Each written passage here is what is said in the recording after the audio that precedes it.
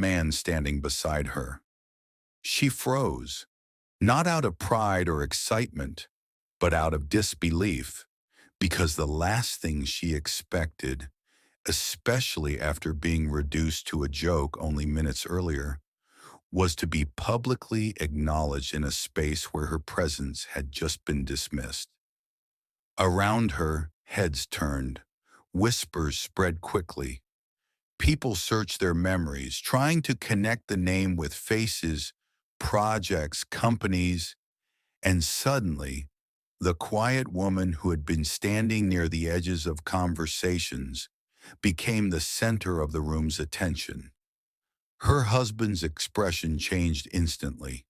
The confidence that had shaped his face all evening faltered, replaced by confusion, then discomfort, then something close to alarm, as if he sensed that whatever was about to happen was not part of the story he had prepared for himself.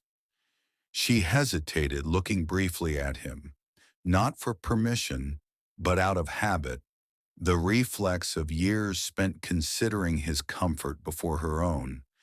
And for a brief second, he seemed unable to speak, unable to process the reality that the stage he had assumed was reserved for him was now calling for her instead.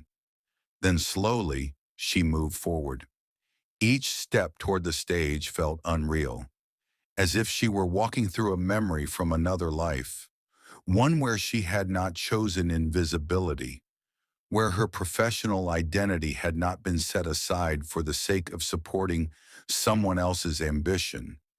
And as she climbed the short stairs and stood under the lights, she felt the weight of every eye in the room settle on her, not with judgment, but with curiosity and expectation.